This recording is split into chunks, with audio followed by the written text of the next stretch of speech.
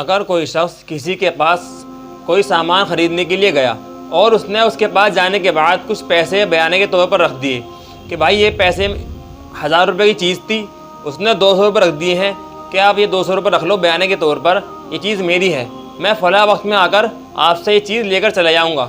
اور اگر وہ اس وقت پر نہیں آیا، یعنی اس کی طرف سے وعدہ خلافی پائی گئی ہے کسی مجبوری کی وجہ سے، تو لوگ اس کے وہ 200 روپے واپس نہیں کرتے، یعنی اس کا بیانہ واپس نہیں کیا جاتا۔ یہ طریقہ بالکل غلط ہے۔ اگر ہاں وعدہ خلافی کرنا بری بات ہے، اگر کوئی شخص وعدہ خلافی کر دیتا ہے تو پھر بھی اس کے پیسوں کو رکھنے کا کوئی حق نہیں ہے، کوئی ادھیکار نہیں ہے، اس کے پیسے واپس لوٹائے جائیں گے۔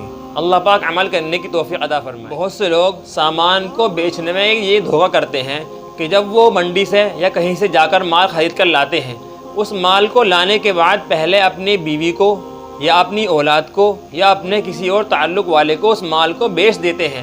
اس مال کو بیچنے کے بعد پھر اس سے زیادہ قیمت کے اندر وہ مال خریدتے ہیں، اس وجہ سے تاکہ جب وہ مال کو بیچے تو قسم کھا سکے کہ میں نے یہ مال اتنے میں خریدا ہے۔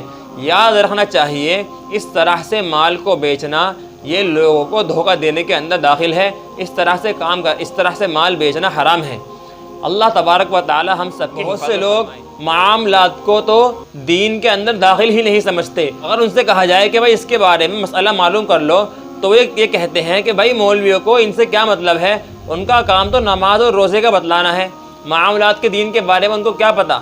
یاد رکھنا چاہیے کہ شریعت کے اندر، قرآن و حدیث کے اندر، شریعت کے اندر تمام چیزوں کا دین سکھایا گیا ہے، معاملات کا بھی اور معاشرت کا بھی۔ جب بھی کوئی مسئلہ ہو علماء کرام سے رابطہ کرنا چاہیے۔ اللہ پاک ہمیں عمل کی توفیق عطا فرمائے۔ بہت سے لوگ کسی کے پیسے چرا لیتے ہیں یا کوئی سامان چرا لیتے ہیں، پھر اس کو بدل لیتے ہیں۔ یعنی کسی نے اگر کسی سے پیسے چرائے، یعنی کسی نے 100 روپے کسی کے چرائے ہیں اور ان کو چرانے کے بعد دوسرا شخص ہے، اس کے حلال کے پیسے ہیں، تو اس سے وہ 100 کا نوٹ بدل لیتا ہے، یعنی اس سے پیسے ان نے بدل لیے، اور وہ یہ سمجھتا ہے کہ جو میرے چوری کے پیسے تھے وہ اس کے پاس چلے گئے ہیں، جو اس کی حلال کے پیسے تھے وہ میرے پاس آ چکے ہیں، تو اب یہ میرے پیسے میرے لیے ٹھیک ہیں۔ یاد رکھنا چاہیے کہ جس نے پیسے چرائے ہیں اسی کے اوپر گناہ ہوگا۔ اس طرح پیسہ بدل لینے سے پیسہ پاک نہیں ہوتا۔ جس کے پاس حلال کے پیسے تھے اس کے حلال کے ہی رہیں گے، اور جس نے چرائے تھے اس کے پاس چوری کے ہی رہیں گے۔